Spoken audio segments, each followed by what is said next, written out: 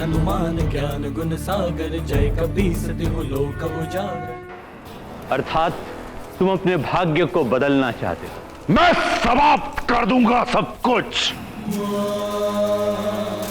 पूरी की पूरी सृष्टि ही मिटा दूंगा मैं, और उसी के साथ मिट जाएगा वो नर रूपी नारायण।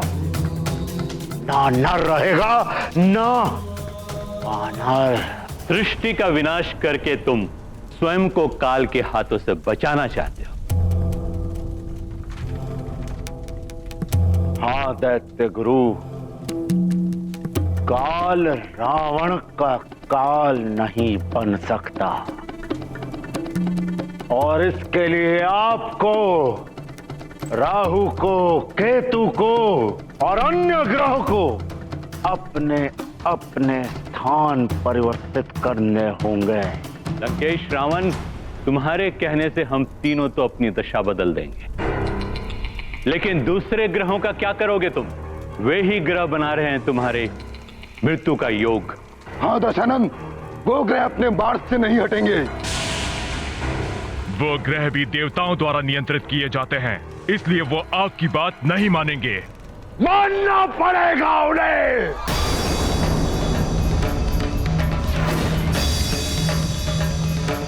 अन्यथा मेरे कोप का भाजन बनेंगे वो।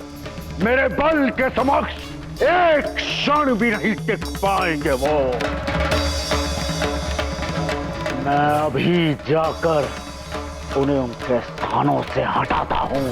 ठहरो लंकेश, जा तो रहे हो, किंतु ध्यान रहे, तुम्हारे इस सुरक्षा कवच की रक्षा का भार तुम्हारे स्वयं के कांधों पर है।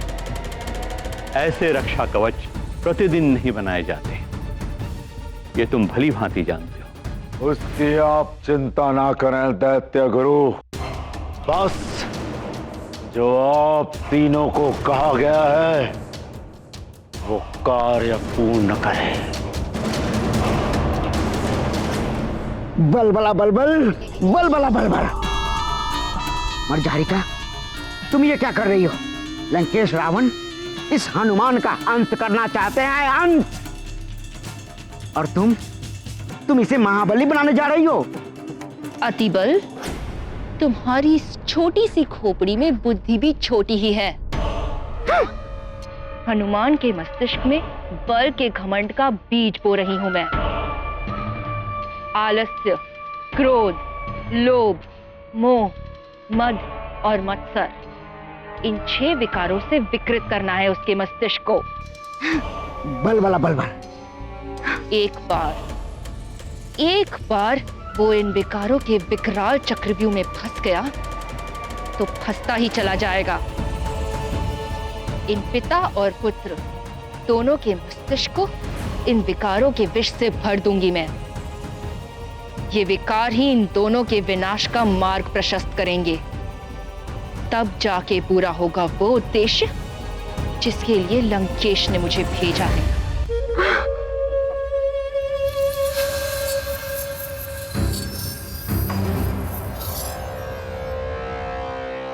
पृथ्वी, मैं शुक्र अपनी दिशा बदलकर तुम्हारी ओर आ रहा हूं।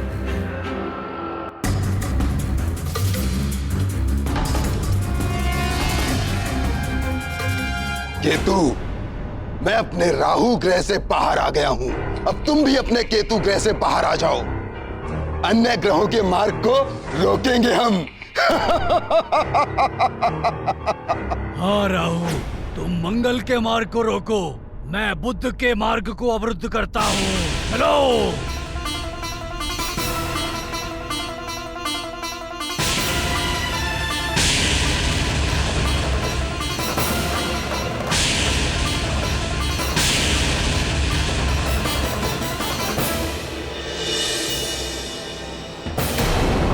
ये राहु को आज क्या हो गया? अपनी दिशा से हटकर मेरे मंगल पथ की ओर क्यों आ रहा है?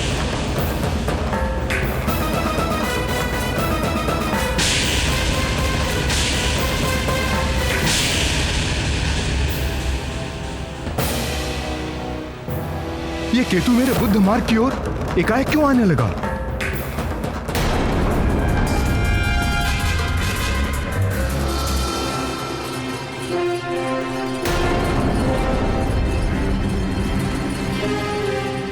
क्या हुआ अरुण देव, ये रथ क्यों रोक दिया? देव, ग्रहों की ओर देखिए।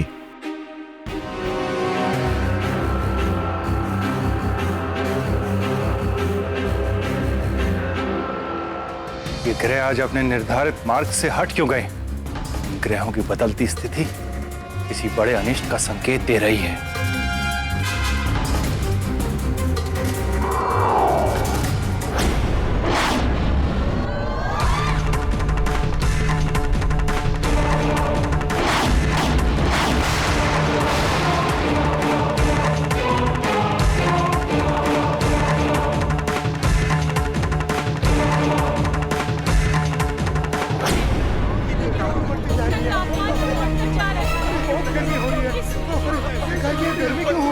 तापमान क्यों बढ़ता जा रहा है? न जाने क्या होने वाला है। तापमान बढ़ता ही जा रहा है। ये क्या हो रहा है? क्या हो रहा है?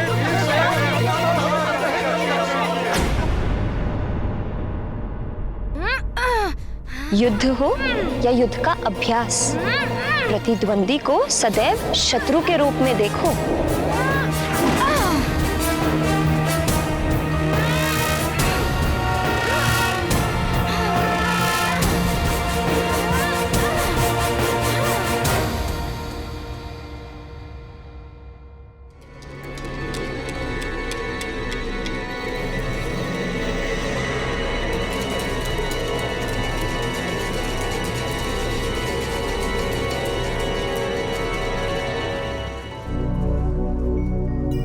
मुझे एकाएक इतना श्वेत क्यों आने लगा?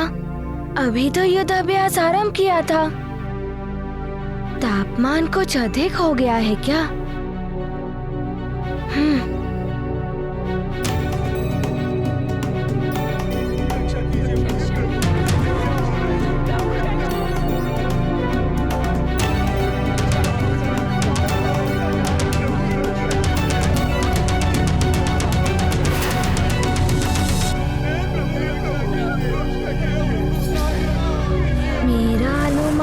सत्य ही था।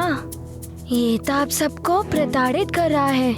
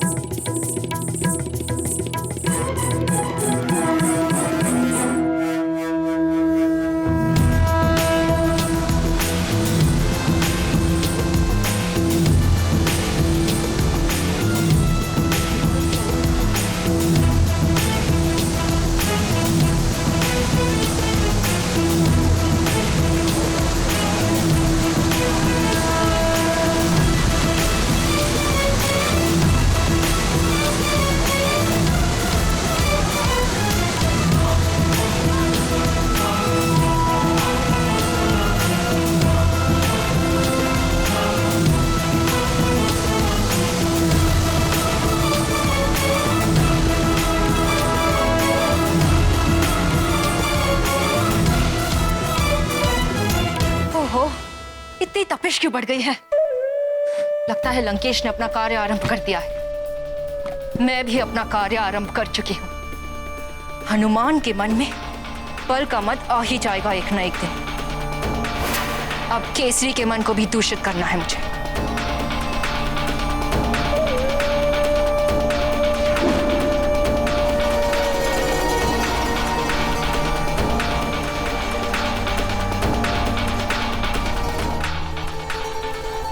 अंजना,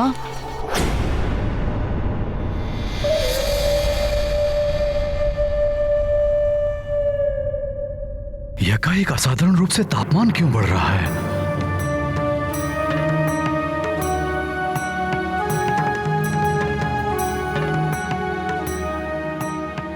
सुमेरु पर पुनः कोई संकट आने वाला है क्या?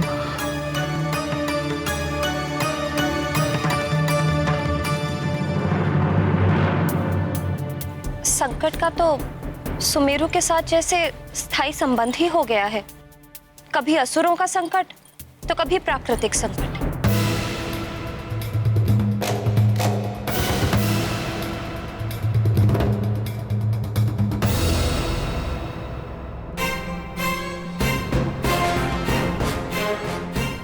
प्रणाम महाराज। प्रणाम महारानी जी। प्रणाम। प्रणाम। ये सब क्या है? उपहार।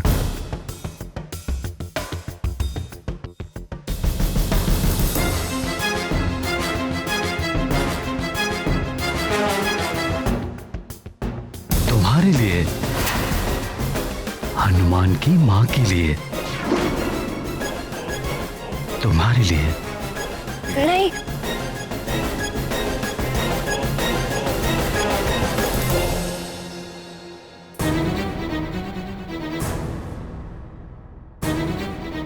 ये विशेष रूप से तुम्हारे लिए बनवाए हैं। तुमने सुमेरु को हनुमान जैसा असाधारण युवराज जो दिया है,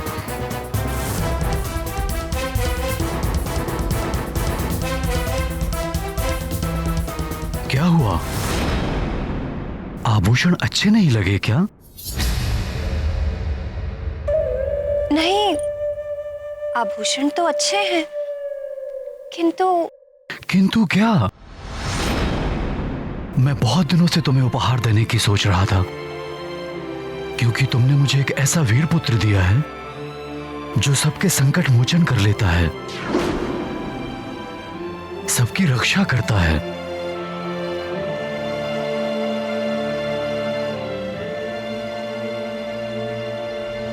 हाँ, मेरी भी तो रक्षा की थी उसने।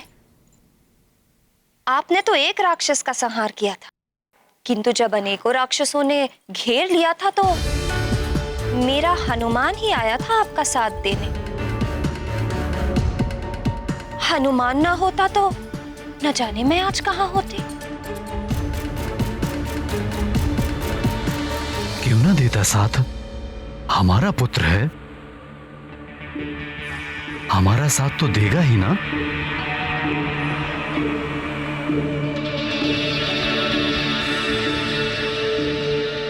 उपहार का अधिकारी हनुमान है, मैं नहीं। और फिर हनुमान ने आपको भी तो बचाया था पंचफन से। पंचफन ने तो आपको अपने वश में कर लिया था। हनुमान ने ही आपको मुक्ति दिलाई, और पंचफन के विष से तो आपके प्राणों पर बनाई थी। हनुमान ने आपको बचाया। सोचिए स्वामी, यदि हनुमान ना होता तो क्या होता? मेरी मांग में ये सिंदूर है तो आपके नाम का, किंतु इसकी रक्षा हनुमान ही कर रहा है।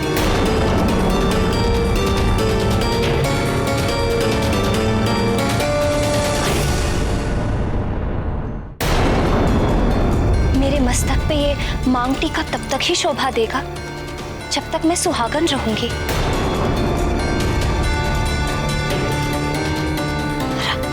आज अगर हनुमान ना होता तो कदाचित मैं अभागिन होती। फिर ये सब आभूषण मेरे लिए व्यर्थ होते। हाँ, सब हनुमान ने ही किया है। इसके लिए हमें उस पर गर्वित होना चाहिए, किंतु स्वामी, मुझे तो आपकी चिंता हो रही है। हमारे राज्य सुमेरु की चिंता हो रही है। यहाँ तो प्रतिदिन संकट आते ही रहते हैं। भगवान ना करे किसी दिन हनुमान ना हुआ तो?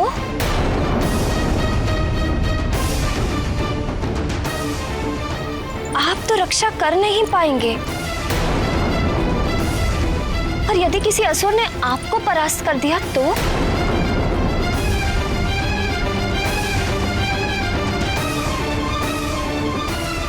मायावी शक्तियों के आगे देवताओं के राजा इंद्र भी परास्त हुए हैं।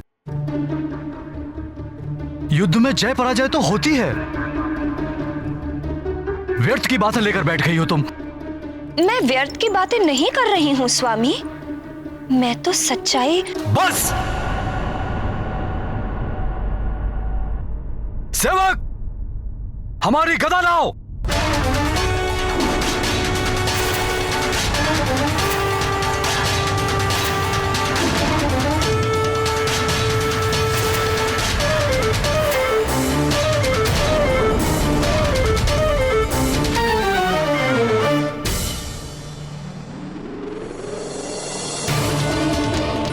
महाराज, आपकी गदा।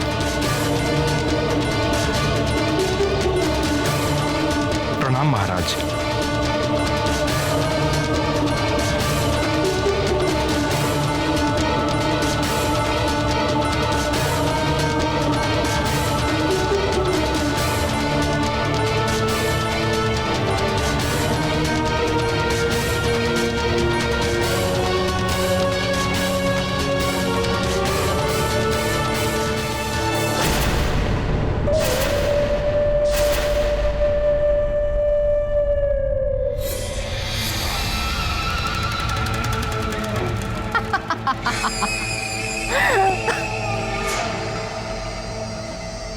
पुरुष के अहम पर चोट कर भीतर तक आहत हो जाता है।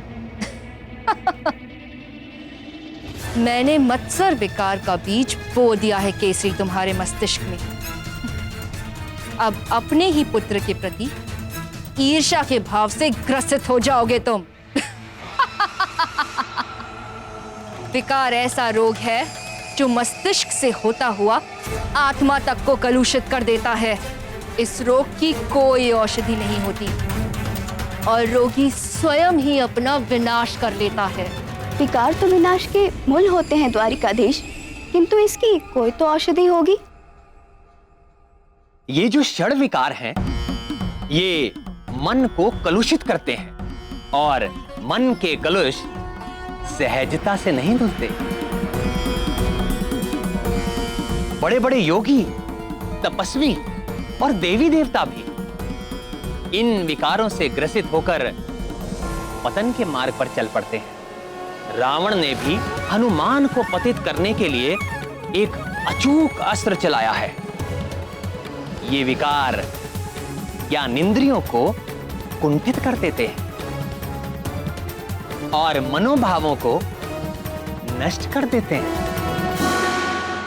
हनुमान पुत्र, युद्ध का अभ्यास कक्ष में नहीं करते, रणांगन में जाओ। किंतु माँ, मैं किसके साथ युद्ध अभ्यास करूँगा? मेरे मित्रों में भी कोई ऐसा नहीं है जो गदा युद्ध के बारे में जानता हो।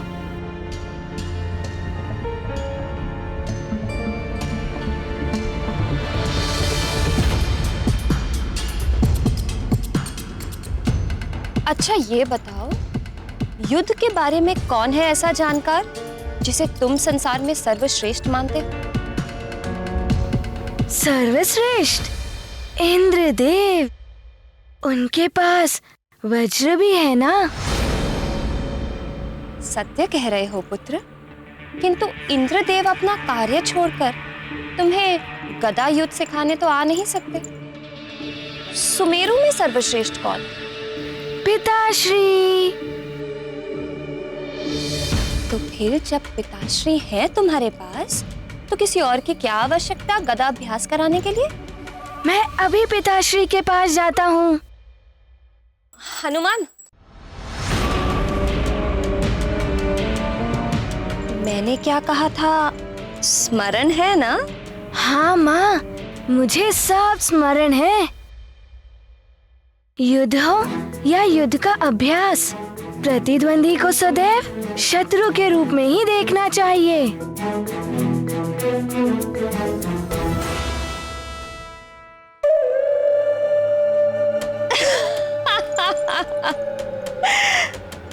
अब होगी पुत्र और पिता की स्पर्धा। अब देखना यह है कि पिता की ईर्ष्या पुत्र पर भारी पड़ती है या पुत्र का बल पिता को क्षति पहुंचाता है। जय लंकेश! जय!